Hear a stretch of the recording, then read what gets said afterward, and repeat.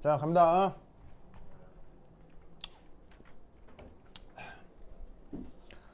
아이고. 자, 그래서 특히 이제 철이 어떻게 부식되는지 아까 방금 얘기했죠.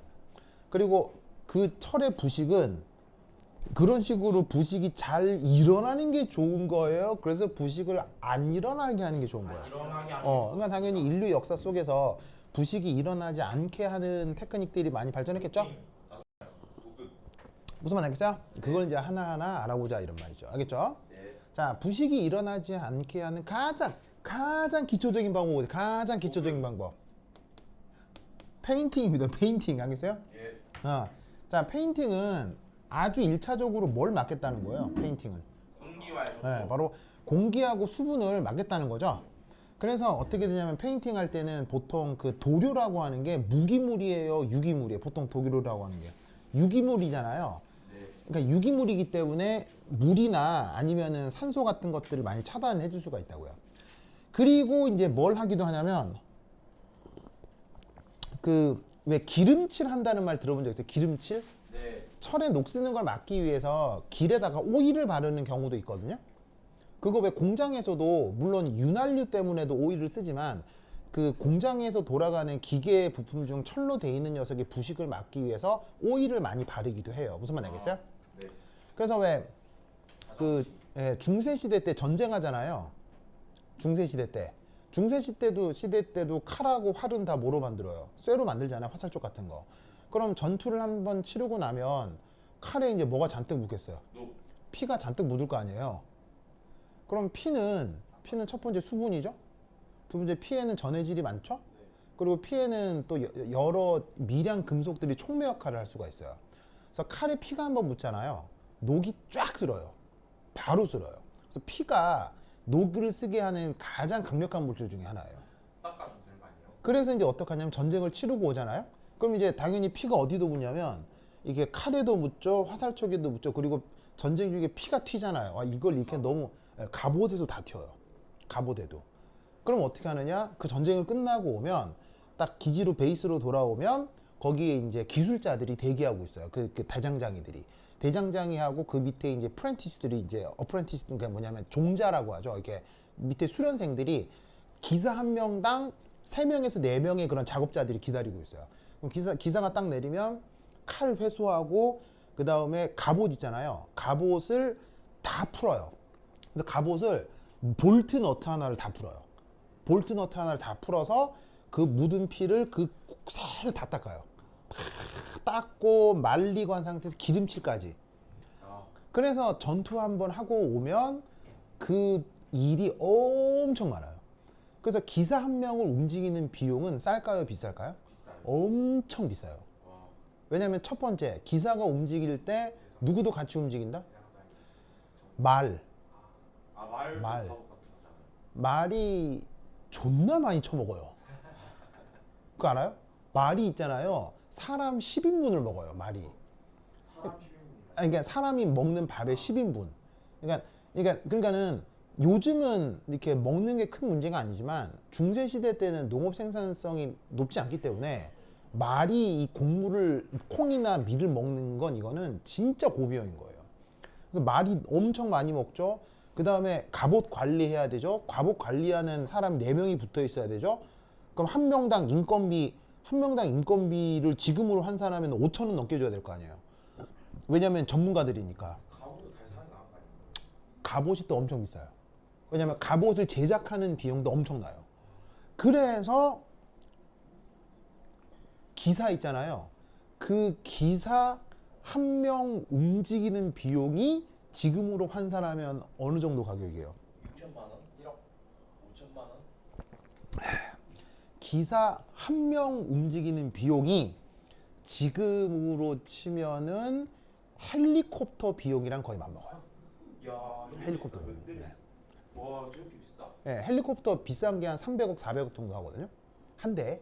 너무 비싸. 그래서 기사라고 하는 건 너무너무너무 고비용이에요. 너무너무 고비용이에요. 말이 안 돼. 그런데 그 기사가 사실 전투력이 있게요, 전투력이 없게요? 없어요. 전투력이 무시합니다. 아. 그러면 기사 한 명으로 보병 몇 명을 도륙할 수 있게요? 100명? 100명 가능합니다. 그래서 기사가 5명이면 보병 5,000명 정도를 그 자리에 한 2,000명 정도를 도륙할 수 있어요. 정말이에요.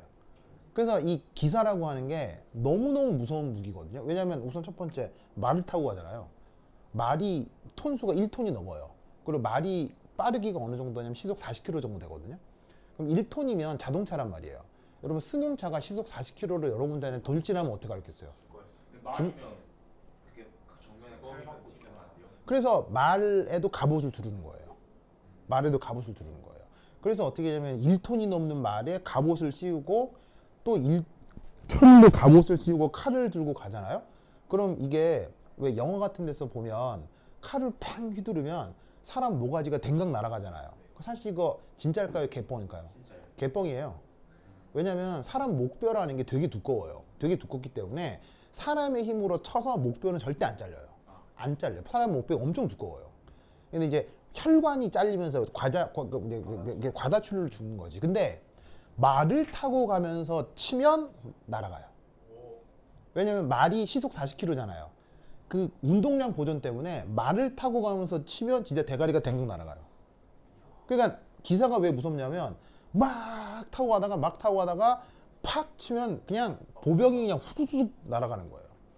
그래서 중세시대 때 그 고비형인 기사를 가지고 전쟁을 치를 수밖에 없었던 거죠. 그런데 그 기사가 멸망하는 사건이 벌어지죠. 싸우는 거 아니지? 기사가 멸망하죠. 왜요? 첫 번째는 아서. 징기스칸. 아. 그 유럽의 기사들이 도륙을 당하죠. 누구한테? 징기스칸한테. 말 엄청 많지 않나? 네, 징기스칸은 기사 계급이 따로 있지 않죠. 예. 기사 계급이 따로 있지 않고 징기스칸은 그냥 모든 병들이 말을 타죠. 다 있어. 네, 그래서 모든 병들의 기병화가 돼 있어요.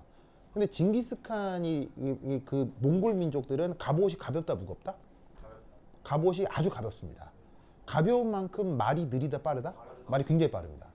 그리고 이 사람들은 말 위에서 어떻게 한다? 말 위에서 숨습니다. 이렇게 막 숨습니다. 이건 마장 마술이라고 하는데 말을 타고 가면서 이 징기스칸들은 어떻게 말을 타고 가면서 다리로 말을 붙들고 뒤돌아다서 활을 쏠 수 있습니다. 이렇게 활도 쏘고 저기서 활을 쏠 수 있잖아요. 그럼 말 배 밑으로 숨습니다. 이렇게 승마가 가능합니다. 말이 맞으면 어떻게 해요? 그럼 어쩔 수가 없는 거죠. 근데 몽골이 쓰는 말은 크기가 작아요.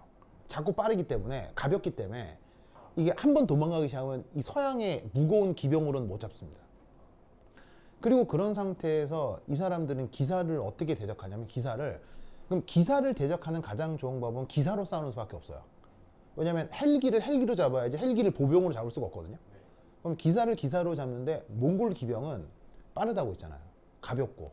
그래서 어떻게 하냐면 막 달려가면서 기사가 오잖아요. 말 위에서 피합니다. 이렇게 숨기도 할 뿐더러 숨은 상태에서 어떻게 하냐면 몽골 기병이 쓰는 칼은 이렇게 약간 휘어져 있어요. 아, 네. 휘어져 있어서 숨은 상태에서 칼만 들어서 싹 날려요. 그러면 칼이 갑옷을 타고 들어가야겠죠? 갑옷을 타고 찌익 미끄러지다가 칼이 어디로 들어가냐면 관절하고 관절 사이로 싹 들어가요. 그럼 관절하고 관절 사이에 칼이 싹 걸리는 거예요. 그러면 서양의 기사라고 하더라도 댕공 날아가는 거예요. 그거로 유럽의 기사들이 몽골 기사한테 초토화를 당합니다. 그게 이제 서양 기사의 이제 멸망의 일부입니다. 그 다음 두 번째가 바로 서양에서 기사가 없어지게 된 두 번째 이야기. 이게 바로 아젠쿠르 전투입니다. 아젠쿠르 전투는 역사적으로 되게 중요하거든요. 누구하고 누구 사이 전쟁이죠? 기사. 영국과 프랑스. 요즘 영국이지 옛날 중세시대 때 영국이 거지였거든요. 그래서 영국에는 기사가 있었게요, 기사가 없었게요? 거의 없었어요. 돈이 없어서. 대신 프랑스가 돈이 많아서 기사가 좀 있었거든요. 그래서 프랑스하고 영국하고 전쟁을 하는데 그때 영국의 왕이 헨리 8세인가 그래. 천재적인 전쟁의 왕. 걔가 프랑스 기사들을 어디로 몰아? 프랑스 기사들을 진흙탕으로 몹니다. 진흙탕으로 몰면 말이 어떻게 돼? 말이 빠져버리겠죠. 그럼 말이 못 움직이면 기병의 움직임이 둔해지겠죠. 그래서 기병들을 진흙탕으로 몬 다음에 먼 거리에서 우선 활로 도륙을 해요. 활. 그럼 활로 쏴서 반쯤 죽여놓은 다음에 그 다음 어떻게 해? 그 다음 갑옷을 입은 기사들이 말에 떨어졌을 거 아니야. 그럼 갑옷을 입은 기사들이 말에서 떨어졌을 때 말에서요. 칼로 내리쳐도 칼이 안 들어가지. 갑옷 입으니까. 그럼 얘 어떻게 죽여? 불태워요. 아, 불태우는 것도 방법이에요. 근데 불태우면 가까이 있는 아군도 피해를 받을 수 있으니까. 기사? 자, 봐요. 이게 방금 적의 기사가 떨어졌어. 근데 막 갑옷을 입고 있어. 아, 생리장. 칼로 쳤는데 칼은 안 들어가. 쇠덩이 옷을 입고 있으니까. 그래서 개발된 게 채찍. 망치. 그래서 개발된 게 찹쌀. 철퇴예요. 철퇴. 아, 쾅. 철퇴 알죠? 쇠공. 예. 쇠공으로 내리치는 거예요. 그러면은 갑옷이 있지만 쇠공으로 내리치면 쇠 갑옷이 찍힐 거 아니에요. 그러면서 두개골을 깨는 거예요. 그래서 개발된 무기가 마울이라고 하는 이 철퇴예요. 아, 너무 잔인하다. 그 다음 또 어떤 방법? 또 기사를 잡는 또 하나의 방법. 기사를. 떨어진 기사를 잡는 방법. 어. 그때 만들어진 게 바로 주짓수예요. 주짓수는 중세시대 때 만들어진 거예요. 아, 그냥 칼을 박하고. 뭐냐면 주짓수가 뭐냐요? 주짓수가 적의 관절을 제압하는 기술이죠. 갑옷을 입고 있어도 그 갑옷 안에 관절은 사람이잖아요. 그럼 잡고 팔을 비틀어 트는 거예요. 이렇게. 그걸 우리가 무슨 무예라고 해요? 그걸 주짓수라고 하죠. 그래서 주짓수는 일본에서 뭐 브라질에서 만들어진 게 아니고요. 전쟁 환경에서 전 세계 자발적으로 만들어진 거예요. 전쟁 환경 속에서 인간의 전투 환경 속에서 자발적으로 만들어진 거예요. 뭐만 얘기했잖아요. 여하튼 그래서 부식을 막는 가장 기초적인 방법, 페인팅. 그래서 요즘에 페인트를 바를 수 있고 중세 시대 때 기름을 바를 수도 있고 아시겠죠? 하지만 페인팅은 내구도가 어때요? 딱히요. 내구도가 너무 약하죠. 그래서 개발된 게 바로 이제부터 시험에 나오는 패스베이션. 부분? 자, 패스베이션. 우리말 번역으로 뭐라고 하냐면 부동화 혹은 산화 피막이라고 부릅니다. 자, 이 녀석은 뭐냐면 몇몇 금속들의 경우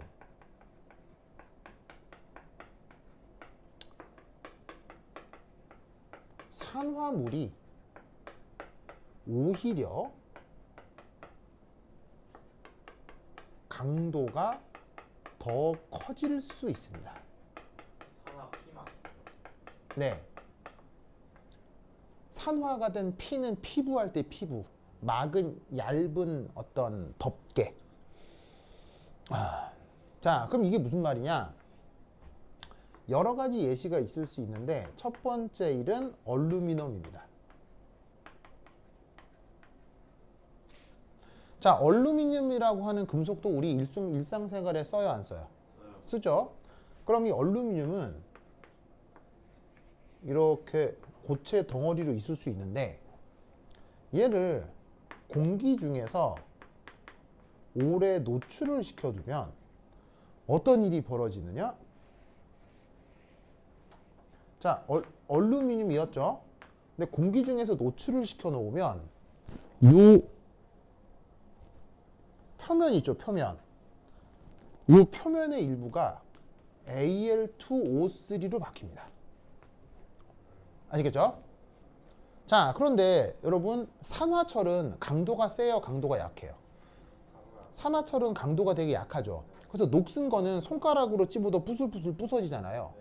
그런데 여기에 있는 산화 얼루미늄은 놀라웠게도 더 딱딱합니다. 원래 얼루미늄보다도 강도가 더 강합니다. 그러니까 쟤는 오히려 겉표면이 약간 산화되는 것이 활용도로서 훨씬 높아지는 거예요. 무슨 말인지 알겠죠? 그래서 어떻게 되느냐? 이런 식으로 산화 피막이 생길 때까지 기다렸다 쓰면 내부의 얼루미늄이 이제 더 이상 산화되겠어요? 산화 안 되겠어요? 이런 식으로 막이 쓰여지니까 산소나 수분이 더 이상 침투에 들어갈 수가 없잖아요. 무슨 말씀인지 아시겠죠? 이런 걸 뭐라고 부른다? 산화를 해 놓은 가장 껍데기 막이라는 뜻으로 산화 피막이라는 말을 쓰는 거예요. 무슨 말 알겠죠? 알겠니? 네. 이런 테크닉을 뭐라고? 패스베이션이라고 합니다.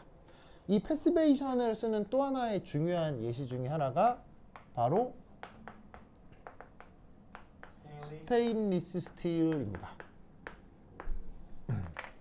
자, 이 스테인리스 스틸 얘는 뭐냐면 스테인리스 스틸이라고 쓰고 전문 용어로 뭐라고 읽어요? 스테인리스 스틸이라고 하고 이제 전문 용어로 뭐라고 읽어요? 스테인리스 스틸이라고 쓰고 전문 용어로다가 스댕이라고 하죠. 스댕. 스댕이란 말 들어본 적 있어요? 네. 그 주변에 나이 드신 분들이 있으면 스댕 하시거든요. 그게 스테인리스 스틸을 일컫는 말이에요. 당연히 어느 나라 사람들 발음이겠어요? 일본입니다. 당연히 이제 스테인리스 스틸도 어느 나라를 통해 들어왔겠어요? 일제시대 때 들어왔겠죠. 제가 19세기 때 만들어진 합금이어서 당연히 일제시대 때 우리나라에 들어왔고요. 뭐 그러다 보니 이 발음도 일본식으로 따라서 스댕 하기도 하는데 뭐 좋은 표현은 아니죠. 뭐 여하튼 자, 얘는 뭐냐?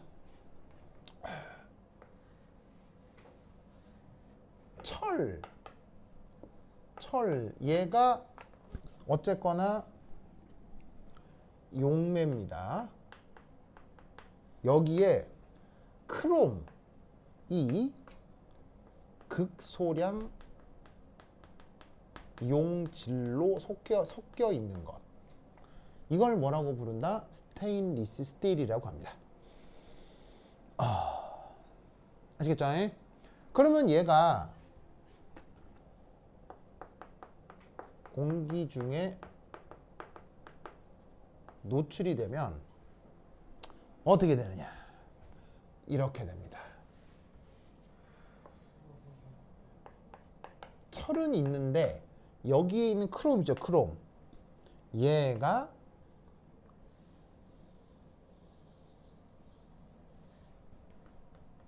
Cr2O3 솔리드가 됩니다. Cr2O3. 보이세요? 그러면 얘가 어떻게 된다? 놀랍게도 얘가 더 딱딱합니다. 야. 그래서 철을 감싸버려요. 무슨 말 알겠어요? 그러니까 딱딱한 애가 철을 감싸버리니까 더 이상 철에 산소나 수분이 접근할 수 없고 그리고 딱딱하기 때문에 이 상태를 유지하겠죠. 무슨 말 알겠죠? 그렇죠? 그래서 요렇게 겉을 산화 피막으로 감싸는 요런 테크닉을 패시베이션이라고 합니다. 뭐만 알겠죠? 자, 그다음 세 번째가 어디 갔어?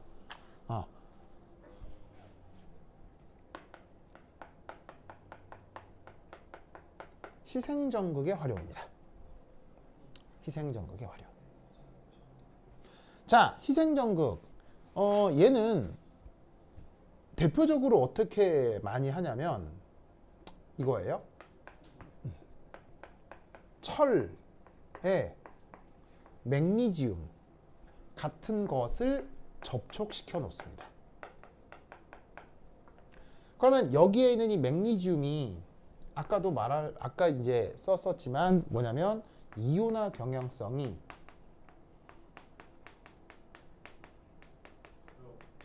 아주 크고 쌉니다. 치프. 희생해서 버릴 건데 비싼 걸 달 수는 없잖아요. 네. 그래서 철보다 이온화 경향성이 큰 것 중에 싼 걸 고르는 겁니다. 그리고 위험한 걸 골라야 되겠습니까? 안전한 걸 골라야 되겠습니까? 안전한 걸 골라야 되겠죠. 이 여러 가지를 고려하면 맥니지움이 가장 적절해서 희생전극으로 가장 많이 사용되는 게 맥니지움입니다. 아시겠죠? 그래서 보통 어떻게 하냐면 이런 식으로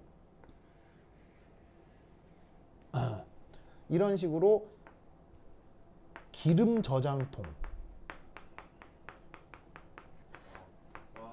인데 재질이 철로 돼 있다 라고 돼 있으면 여기다가 뭐를 달아둔다?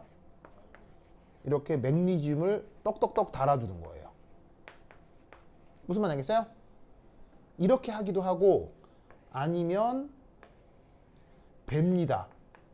배에다가 이렇게 구간별로 이렇게 맥니지움을 붙여둡니다. 무슨 말인지 알겠죠? 아시겠죠?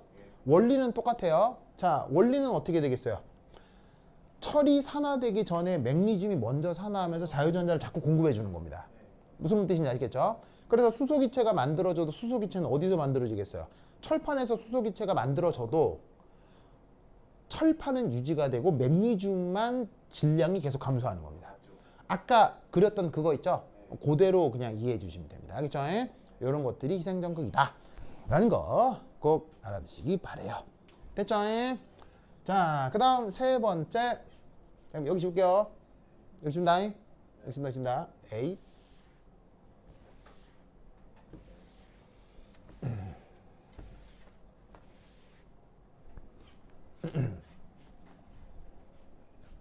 사. 플레이팅. 자, 전문 용어로는 플레이팅이라고 하고요. 이거를 이제 번역한 게 도금입니다. 자, 그럼 플레이팅은 뭐냐? 이게 크게 두 가지 예시가 있는데 플레이팅에 대해서 자, 케이스 1. 케이스 1은 바로 함석이라고 하는 녀석입니다. 함석. 자, 함석은 뭐냐면 이거예요. Fe, 철입니다. 철. 철은 철인데 코티드 위드 아연. 아연이 코팅되어 있는 철입니다. 무슨 말 알겠죠? 아연이 코팅되어 있는 철입니다. 아연이 코팅되어 있습니다. 아시겠죠? 자, 그런데 이 아연이 코팅되어 있는 철은 자, 이렇게 됩니다. 자, 철판이 이렇게 있고 여기에 아연을 이렇게 코팅을 해둔 겁니다. 알겠죠? 자, 그런데 얘를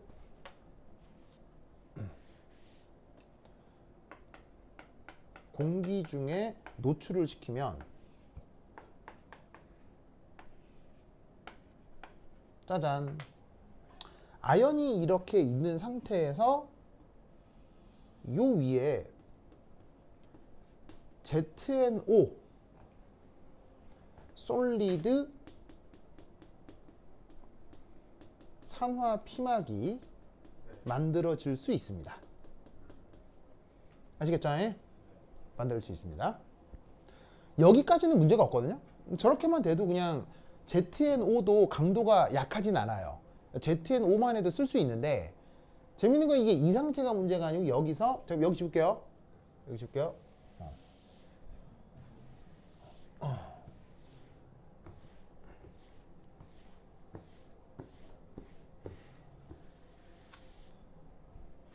만약에 얘가 충격을 통해서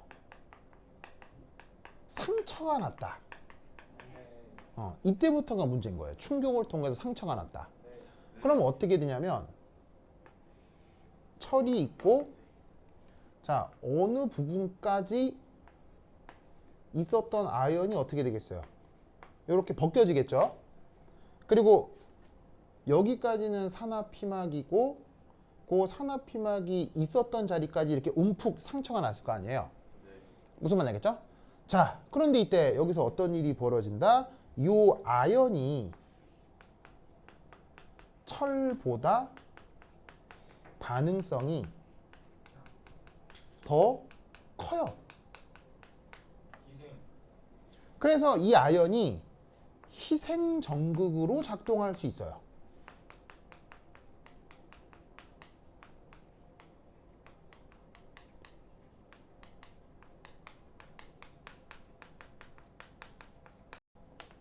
그래서 어떻게 되냐면 이 아연이 이후에 나중에 어떻게 되겠습니까?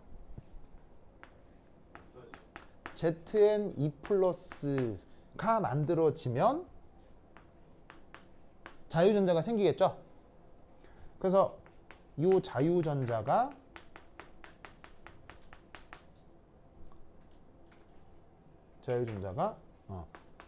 철의 부식을 막는 거예요. 무슨 말인지 알겠죠? 네. 그래서 노출된 쪽에서 철이 산소나 아니면 수분으로부터 부식이 될 수도 있잖아요. 부식이 되려고 철이 산화 반응을 하려고 하면 아연에서 자유전자가 제공이 되는 거예요. 무슨 말인지 알겠죠? 에? 그런 식으로다가 산화 피박이 점점 많아지겠죠. 그래서 이렇게 작동하는 걸 함석이라고 합니다. 무슨 뜻인지 아시겠죠? 에? 됐습니까? 됐죠? 여기를 꼭 기억해 두시기 바랍니다. 오케이, 됐다. 자, 그 다음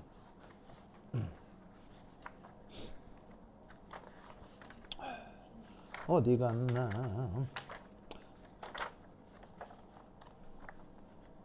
아이씨, 어디 갔어? 여기다.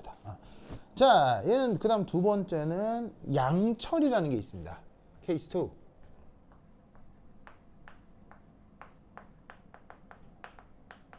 자, 양철은 철인데, 그래서 이제 여기 하나 쓰면 이 철은 그래서 어떻게 될 거냐면 아연이 남아있는 한 질량이 변하겠어요, 안 변하겠어요? 질량이 보존되겠습니다.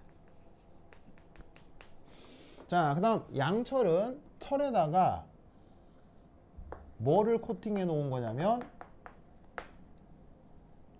주석을 코팅해 놓은 겁니다. 알겠죠? 자, 그럼 이때 주석이 이렇게 있고 철이 이렇게 있으면 공기 중에 노출을 시키면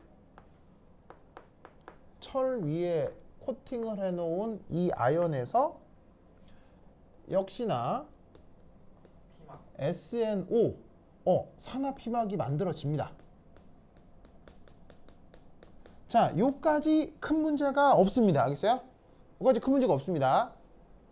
왜냐하면 주석 산화물 SNO도 꽤 단단합니다. 꽤 단단하기 때문에 철처럼 부스러지진 않기 때문에 저 상태로 그냥 잘 있을 수 있습니다. 알겠죠? 근데 문제는 뭐가 생길 때부터? 상처가 생길 때부터.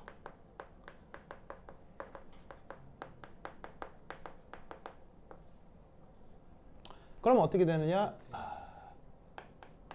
아연의 주석에 그 다음 여기 산화 주석에 산화 피막들이 이렇게 만들어질 거 아니에요? 네. 근데 놀랍게도 여기에 있는 이 철은 주석보다 반응성이 큽니다. 이온화 경향성이 더 커요. 그러니까 어떻게 되냐면 이 철이 주석의 희생전극이 되는 겁니다.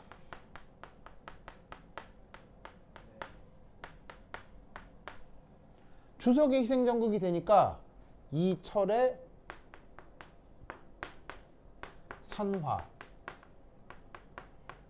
엄청나게 가속되겠죠. 바로 어떻게 되냐면 요놈의 철이 철 3+ 등으로 바뀌면서 자유전자가 만들어지겠죠?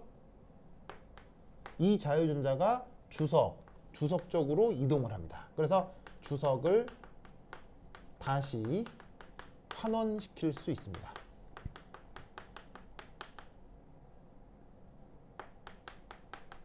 그러니까 여기 산화피막 주석이 있었잖아요. 주석의 산화피막이 다시 주석으로 돌아가 버리는 거예요. 그러면서 철은 계속 녹이 슬어 버리는 거죠. 무슨 말인지 알겠죠? 요게 양철과 함석의 차이입니다. 그런데 이렇게 보면 함석이 더 좋을 것 같죠? 네. 함석이 더 좋을 것 같은데 왜 양철이라는 걸 개발해서 쓰고 있을까요? 상처가 안 나게. 자, 결국 뭐냐면 함석을 만들어 두면 철을 꽤 잘 보존할 수 있는 거 아니에요. 그럼 이것만 쓰면 됐지. 왜 양철을 쓸까요? 돈이 많이 든다. 귀찮다. 왜 양철을 많이 쓰냐면 양철을 쓸 수밖에 없냐면 이 산화피병 있죠. 이게 SNO가 산성 조건에서도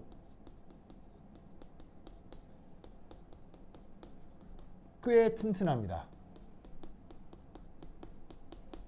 여기에 있는 ZNO 있죠. 얘는 산성 조건에서 녹아버려요. 산성 조건에서 녹아버리기 때문에 산 주변에 산이 있으면 ZNO 산화피명이 벗겨지고 ZN과 철이 노출될 수 있거든요. 그런데 SNO는 주변에 산성 조건이 있어도 꽤 튼튼하게 반응을 잘 안 합니다. 그래서 어디 음식물을 담는 용기로 활용될 수 있습니다. 왜냐하면 우리가 먹는 음식 중에 산성이 강한 음식들이 있어요, 없어요? 없어요. 꽤 많잖아요. 아, 식초. 새콤한 음식들 많잖아요. 네. 그리고 기본적으로 인간이 먹는 음식은 물 베이스죠. 네. 물 베이스는 기본적으로 산성이 있을 수밖에 없어요. 네. 즉 수용액을 담아두는 용기로 저 양철이 적절하다 이런 얘기예요. 그 양철 그릇에 담겨 있는 음식물 그걸 뭐라고 불러요? 그게 통조림이라고요. 통조림을 감싸고 있는 그 쇳덩이 같은 게 그 양철이에요. 무슨 말 알겠죠? 그래서 기술 과정 시간에 배우잖아요. 통조림 고를 때 절대로 뭘 사서는 안 된다? 양철이 아니고 통조림 살 때 찌그러져 있는 건 절대 사면 안 된다라고 하죠. 음식 시작된다. 네. 그래서 붓게 된다. 찌그러져 있는 게 뭐 통조림인데 충격에 가서 찌그러졌다. 이렇게 됐다는 거예요. 그래서 통조림이 모양이 온전한 건 이 상태여서 상관이 없는데 충격에 가서 찌그러지면 이렇게 됐기 때문에 그 안에서부터 이제 분명 그 눈에 보이지 않는 부식이 시작됐을 거라고요. 그러면 예를 들어서 통조림 한 통을 바다가 떨어뜨리면 바로 버려야 돼요? 바로 까서 먹는 건 좋은데 그 상태로 안심하고 일주일 한 달 이상 두면 곤란하다는 얘기죠. 근데 이제 이미 마트에 가서 사는 그 순간 찌그러져 있다. 그럼 바로 그 마트에서는 폐기를 해야 돼요. 폐기를 해야 되는데 모르고 살 수도 있고 모르고 팔 수도 있잖아요. 그럴 경우 조심하라 이런 얘기예요. 무슨 말 알겠죠? 그렇죠? 하여튼 그렇다. 그래서 요게 양철과 함석이에요. 이런 얘기를 아마 학교 선생님이 했을 거야. 알겠죠? 요 아이디어를 꼭 기억하시기 바랍니다. 오케이, 됐다. 그 다음 이 전기화학 문제로 내가 아주 좋아하는 문제가 내가 줬던 그 연습 문제집 있죠. 내가 줬던 그거 링 제본된 거 한번 꺼내보세요. 자, 어떤 문제를 풀어볼 거냐면요. 내가 줬던 링 제본한 거 꺼내보세요. 내가 줬던 링 제본한 거 꺼내시면 거기에 뭐가 있을 거냐면 제 17장 일렉트로 케미스트리에 페이지 23에 61번 문제. 여러분 경남 화학2 2020년 기출 찾았어요? 찾았어요? 네. 찾았죠? 홍영아 찾았어요? 이 문제 내가 매우 좋아하는 문제거든요. 이 문제 보고 깜짝 놀랐어요. 너무 좋아서요. 사실은 답은 명확한데 이 문제를 풀어나가는 아이디어가 너무 좋아서 내 개인적으로 되게 좋아하는 문제. 이 문제 보고 야 경남 선생님들 되게 신경 써서 문제 잘 내셨다 이렇게 혼자 감탄했었거든요. 그래서 이 문제를 지금 한번 풀어볼 거예요. 알겠죠? 네. 그래서 내 칠판 지우는 동안 한번 트라이 해봅니다. 시작!